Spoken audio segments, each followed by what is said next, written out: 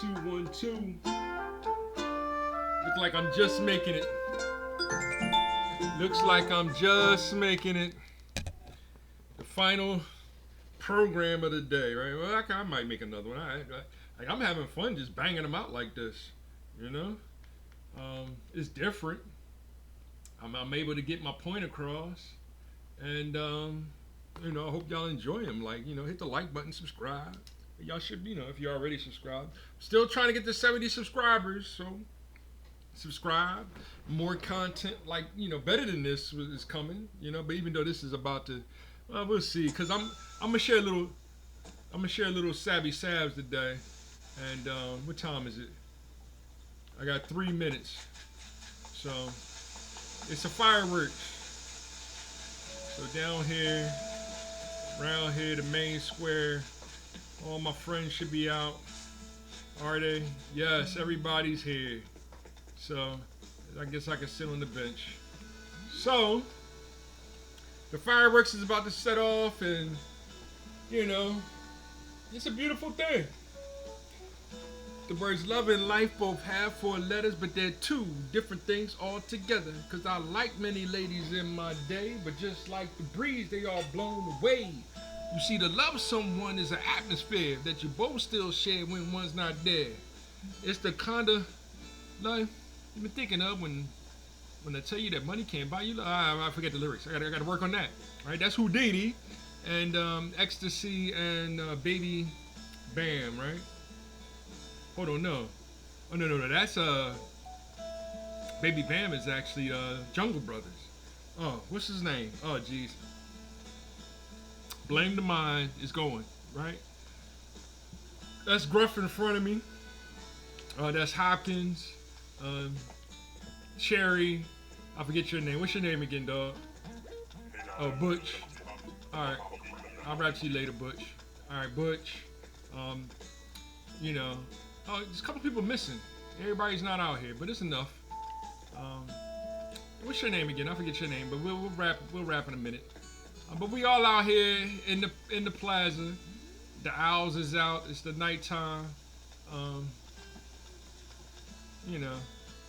more minute until the fireworks. I gotta get some some poppers and stuff. So we'll check into all that. Yeah, like I said, I'm about to share some savvy sabs. After the fireworks start, I'll go into a commercial break. I'm giving her a good 10 minutes. I'm gonna give you a little prelude on Savvy Sabs.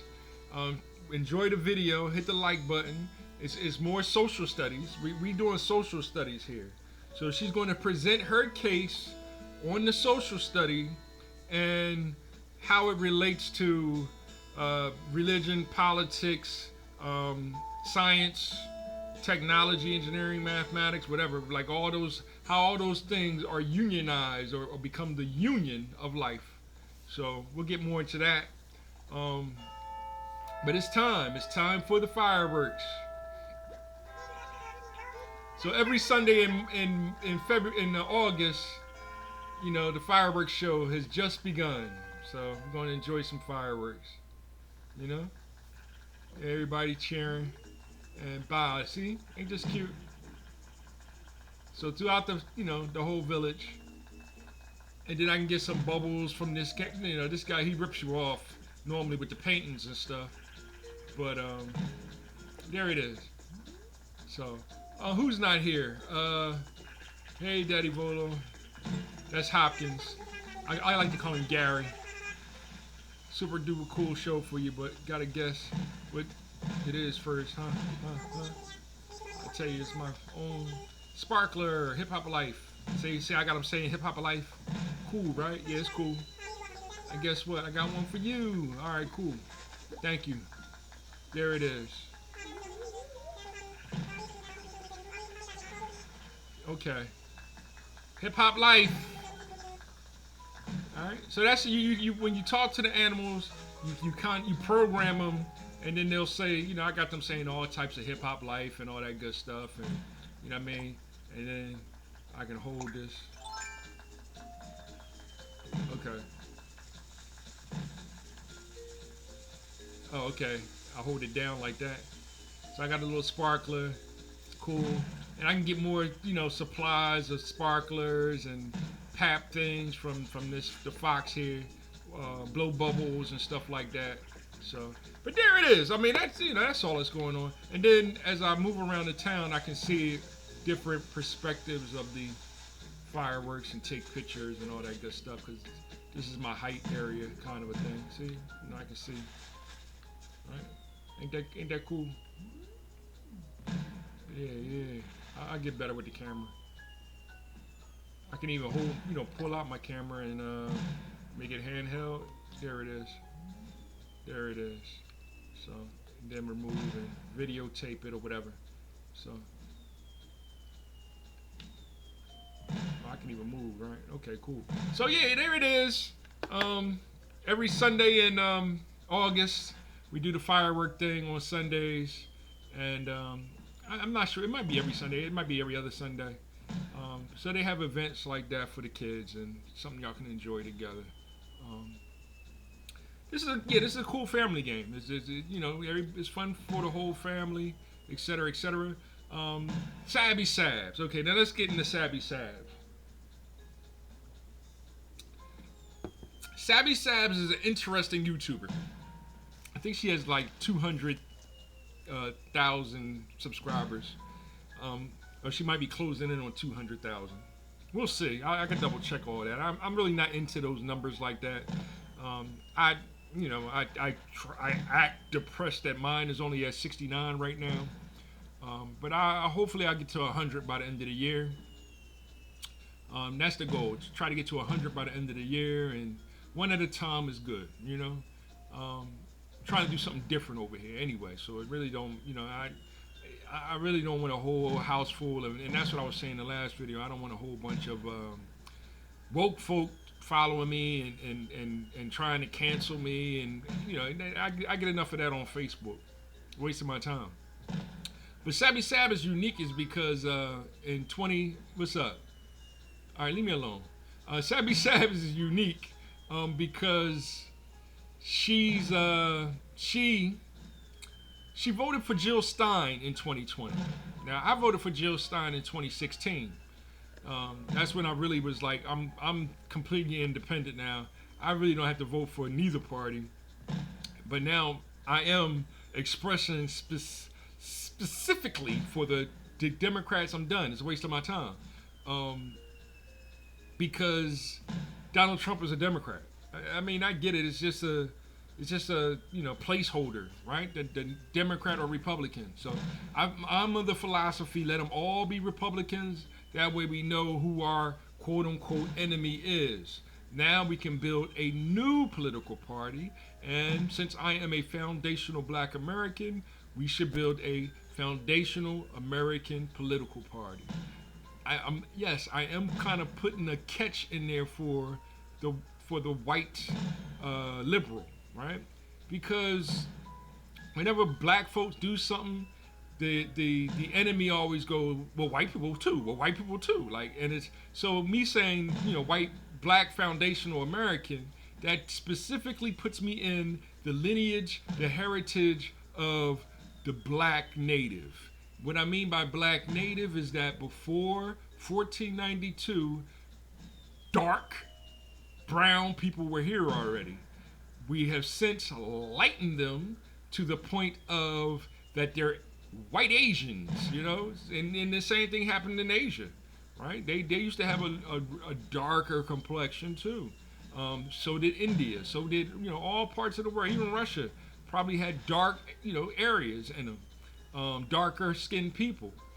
But since the racism and the white supremacy, right? And I say it like that and put quotes around white supremacy because it is a Caucasoid, right? That's what they used to call themselves. DNA movement. It's conquer the people with our DNA, kind of a thing, So it lightened the skin tones, and hence there are a lot of even Italians, Greek, that are considered white. Portugal, Spain, they're all considered white But Africa is right there at the border, and there was a time where the Moors, the darker Africans, were all up inside of Italy and everything, and you know what I mean. They hence changed the game, and that's what we say facetiously when I'm dealing with hip hop. Like Eminem is the goat, but we always gave respect to Third Base, and other Beastie Boys. You know, we always considered them hip hop. Um, I'm not of the ilk that they're just visiting. I'm at the hey, they built a skill set. Even Rage Against the Machine is hip hop to me. You know that's hip hop. Now people go, who's Rage Against the Machine? Who's even Jedi Mind Trick, but they more Hispanic, right? I think.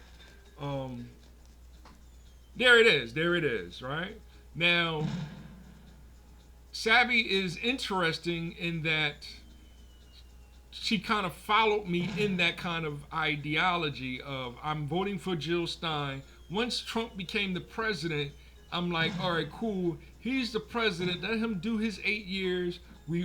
How we fight back is the policies that he's using. We try to our best to survive and build under those policies. Once we change the policies back to what Obama was doing with Biden, and Biden added on, open up the borders and everybody's LGBTQIA, we can do what we want with sexual diversity. Right? Once he did that nonsense, we had no choice but to play along, and it completely destroyed foundational Black Americans specifically. Segregation has now became desegregation. So if I'm at a lunch table with 4 other foundational Black American men, trust me, all 4 of us was going to get fired by the end of the day. And that's how it worked. Like even as soon as even if I go all the way back to Kmart, when I worked at Kmart, it was me and 4 other guys, right? 4 other, foundational Black Americans. Actually, it might have been more than 4. It might have been 5 or 6 of us, right? That worked for the company. I was always the front end cashier because I'm trustworthy. They really didn't trust these other 2 guys with the cash. They trusted me with the cash. And my next step would have been to be a supervisor there. And what happened was I would hang out with the other 2 guys. The other guy that was in sporting good, he went off to college, and he's a good friend to the. Well, I went to college, same college that he went to, so I followed suit to him up at Kutztown, right? And I'll tell y'all who he is later on. He knows who he is. And the other 2 guys stole some bullets from the sporting goods department. So somehow I got scapegoat with them 2 idiots, and they really pushed to get me out of there once my family left working there also. So everybody kind of knows the legend of what happened, and it was 2 girls that I went to Bloomsburg with, and they started working there after a while, right? So I met up with another one of them later on too. So it's funny how small the world is, and you get to meet people and bump into them later on, and you have that little bit of history, just a little bit of history, and people change and things get complicated, and it's a lot of beef in the African American community, right? I'm trying to avoid saying the Black community because even color, that's the problem with. What is colorism? Is it the emotional fortitude of the colors, or is it the mathematics of blending red and green to make what would that be? Orange, I guess. We have to figure that out, right? Or red and yellow is orange. Red and green would be more. I don't have a chart in front of me. So anyway. But that's a more scientific idea. There's a scientific way to look at it, and then there's red makes me furious. Like, you know what I mean? And some people red means stop, and other people red. I try to hip hop. We say red is courage, and that's what the teacher tried to present to us. Like, let red be courage, let B be. Why you keep messing with me, yo? You know what I'm saying? His house is right there, so he's coming up and then seeing me and then saying hi and going back down, you know. So, but we'll deal with him in a minute. So yeah, there it is. But Sabby's interesting because now she's saying that. So she's saying she didn't vote for Trump, but now she's acting like that's a big whoop to do because that actually makes her part of the 8%, not the 92%, which is the Boulay. And I shared a little bit of Miss Boulay the last episode.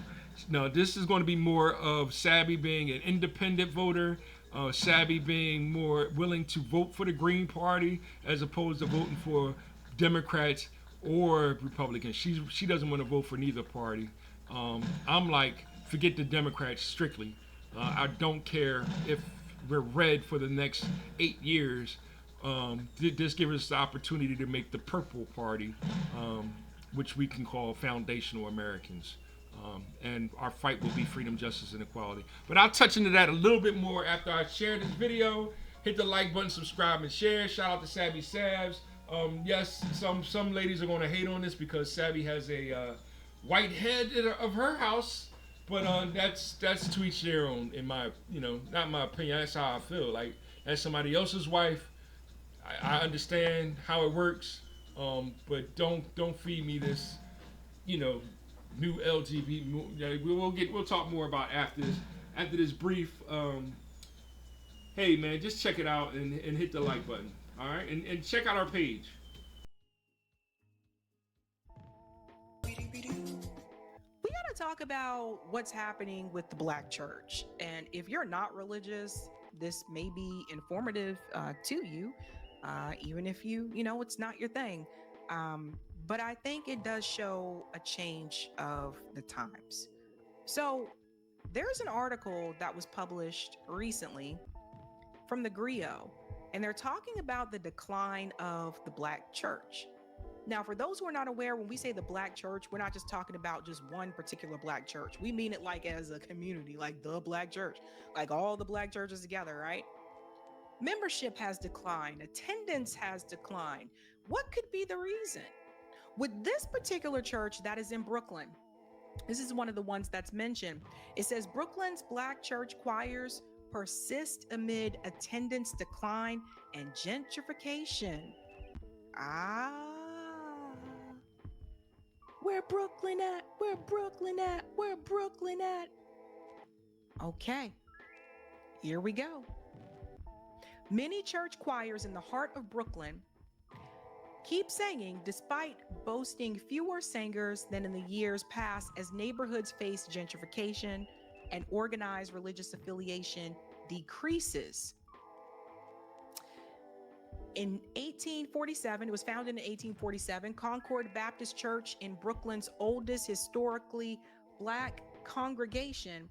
At the time, a nearby neighborhood known as Weeksville, now considered part of Central Brooklyn, was the second largest free Black community in the United States before the Civil War. That's coming from Amanda Henderson, who collections historian at the Weeksville Heritage Center. I'm gonna make this a little bit bigger for everybody. Louise Nelson, a Brooklyn native and church historian of the Berean Baptist Church in Crown Heights, said music was the foundation of the early church, and that remains true for churches in the borough today. The songs uplifted us, kept us going, yada, yada. But according to Pew Research Center data, between 2019 and 2023, Black Protestant monthly church attendance fell from 61% to 46%. That's the largest decline among major U.S. religious groups. Of course, the pandemic accelerated this trend, and its impact is visible in thinning choir stands. So yeah, when the pandemic happened, one of the first things people stopped doing was going to church, right? Because that is one of those crowded spaces where you're around more people. So that was something that did stop. Some churches were offering services like online, so you could attend virtually, etc. But here's the thing, folks, okay? There's a couple of things going on here. Let's start with the first one, which is gentrification.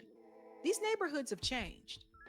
This is not the Brooklyn of the 1950s, the 60s, the 70s, hell, even the 80s, even the 90s.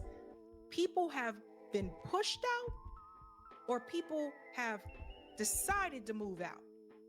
What do I mean by that? The Black population in New York City, and in particular, the Black American population in New York City, has continued to decline. Hell, when I was in undergrad, that was something I noticed. When I was in college, there were a lot of people from New York. There are a lot of people from New York and New Jersey. And I went to college at the University of South Carolina. There are a lot of you guys. And ultimately, what I noticed as well, some of those people that came from New York and came from New Jersey, when they graduated college, instead of moving back home, they decided to stay down south and they got jobs there, whether it was in Charlotte, like North Carolina, or Charleston, etc. They decided to stay there because the cost of living was cheaper. And they're like, well, hell, I can work here a couple of years and then save up and buy a home. There's that. Then there is people being pushed out, right? So Brooklyn is very gentrified now. It didn't look like that when I lived there, but it's very gentrified now. Williamsburg has changed.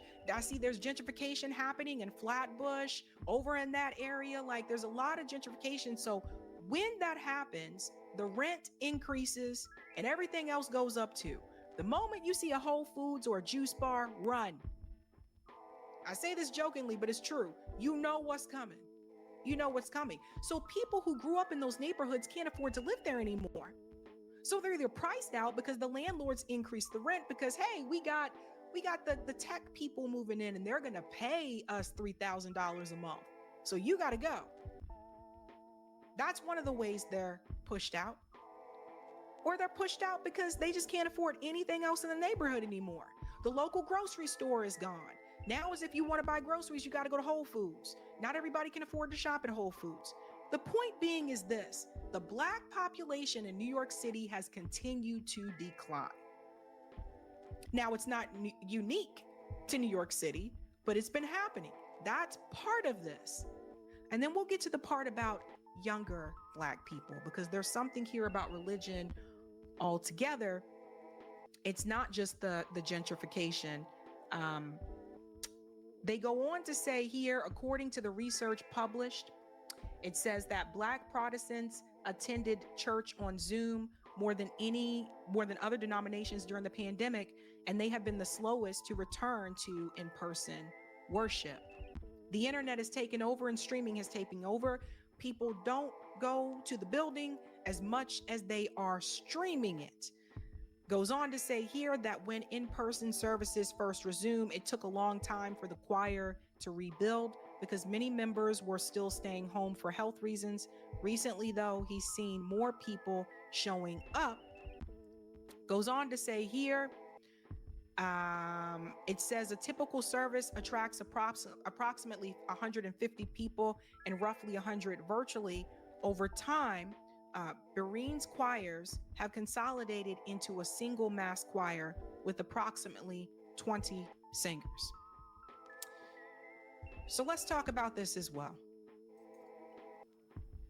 You know, I grew up in the church. I've talked about that before on this show, and it was very different when I was growing up. Sunday was packed. And if you were raised in a family like mine, you probably had to go to Bible study on Wednesday too. But Sunday was packed, and there were two services. There was the early morning service, and then there was the kind of mid-morning service that ended was supposed to end at lunchtime, but it didn't. It was supposed to end at lunchtime, but it didn't. Those services were long, and you could feel your tummy like growling during the service. And all I could think about is when the pastor would say, look to your neighbor and say, neighbor, you all right. You all right. I would just think to myself, I wanted to look to my neighbor and say, neighbor, I am hungry. Those were long services, right? But things have changed. You know, that was a long time ago. And I remember there were choir competitions, different churches would come together. There were church conventions, and you would have this choir, that choir, and they would have a choir, the sister act, it was real. That was a real thing. That is not the case so much anymore. particularly here in the Brooklyn area there. Um, the South is more so the Bible Belt. So in the South, there's churches everywhere, right? But part of the reason why they're seeing that decline is also because of younger people. Younger people, younger Black people in particular, are less likely to be religious. They're less likely to attend church service every Sunday. Times have greatly changed, right? They're also less likely to buy into the two-party system. And I'm going to show you a connection with that as well. Younger people, in particular, younger Black people, tend to be a little bit more resourceful. We're talking about millennials, Gen Z, the internet age. Like, I'm a millennial. So we had the internet. I had a little bit later, but we had the internet. Gen Z grew up with internet like from birth, basically. They are more likely to seek out information for themselves. They are more likely to say, oh, well, the pastor said this in church. Let me look into this. They're more resourceful. I noticed this when I advised the students at the university. They were like this too. I really didn't have to guide them as much as you would think because they're so resourceful. They grew up with the internet, with social media. They know how to get around. They know how to find places, right? They also know how to find truth. And what some of the younger people have been finding is that some of the things that the pastors have been preaching in these churches doesn't really match what they've been finding through their own research. Some of these sermons are outdated. If you are one of these churches and you are still preaching this message of Israel, probably not a good time for you right now. And as we see, younger people are more likely to reject what Israel is doing. People are starting to sit back and put two and two together. I was talking to my sister. My sister's younger than me. I was talking to my sister about this earlier today. My sister also said, why do I need to be a part of a religion that was brought on by colonizers? Whoa! I was like, whoa, they are younger, but they are very resourceful. They have done their homework. When I was a kid, we didn't have social media, right? Those things came later. So they're just not willing to put up with, I guess, like some of the things that my generation put up with. And you'll see that here in this particular study. They talked about this in 2022. A study shows that Black Americans are less connected to the Black church. Young Black Americans. This is the picture that I had of the guy earlier. Those days are gone. Like, you don't see those kind of days anymore. Like, I remember my grandma was on the choir. They all had those robes, like the robes that you see here in the picture. And it was a big, like a big to-do. But for younger Black people, this is not necessarily the case. It says here that throughout history, the Black church has been so much more than just a place of worship. For centuries, it has been a source of inspiration, hope, especially during the vile days of American slavery. But that sentiment doesn't seem to connect with younger Black Americans as it did with their elders. In another Pew Research study, young Black adults are less religious and less engaged in Black churches than older generations. Black millennials and Zoomers, Gen Z, pray less, are less likely to have grown up in a Black church, and are less likely to say religion plays an important role in their lives. They also attend fewer religious services, and those who do are less likely to go to a predominantly Black church. There it is, there it is, there it is. Nice. Now, that was a lot to unpack, right? That was a lot to unpack. As you can see, I'm winding back and getting back to the main screen here, and I'm at the top of the mountain. I'm not going to go into it. Um, watch it again. Watch her video again. I'm gonna put a link in the description. Um, like I said, the issue is, but I'm gonna tell you what it is, real quick. It is politics, religion, and science, right? Those are supposed to be the three key factors of school, right? That's supposed to be the school of thought. It has since grown so much that, you know, when hip hop first started, I knew then, you know, and it wasn't until recently that I was like, hey, it's a cultural religion, and people attack me like I don't know what I'm talking about. It's like, dude, I am hip hop. Like I'm telling you, it's a cultural religion, and they are so hell bent on religion being the problem, right? Or you know, Christianity, white Christian nationalism, and all that good stuff being the enemy, that they not willing to even listen to or, you know, contrive that hip hop is always, because that's what KRS One wrote in the Gospel of Hip Hop, is kind of what RZA wrote in the Tower of Wu-Tang. And Rakim Allah, he has a book called Sweat the Technique, where he talks about growing up in the culture and how, you know, the gods and earth, the 5%ers, influenced him to be the MC that he is. So when I combined, I gave those three books as, hey, these are the spiritual books. Hence, we are a religion. We just use these three books on top of the Quran, the Bible, and the Tao, whatever, of Chi, or whatever one, you know, Tao book that we want to use. And it's like, no, right? It's not a religion. Like, people want to fight me on it. And I just been doing my own research, and I mean, exponentially, I came up with, hey, it is, y'all right. It's hip hop is actually a theology. It's the study of, right? I like to call it it's epistemological theology, meaning we're using science, technology, engineering, mathematics to decipher these books on the knowledge of God. Now that changes the whole game. Now pastors got to show a little more respect, right? Lawyers got to show more respect, because now I'm talking about the 10 Commandments being the law, right? That those 10 amendments, that's our Bill of Rights. If I follow the law, you owe me my rights. And that's what we have to start taking down to the courthouse, right? We already took it to the and KRS One, he covers that a lot in the Gospel of Hip Hop. We already took it to the nation of to New York. What is that called? The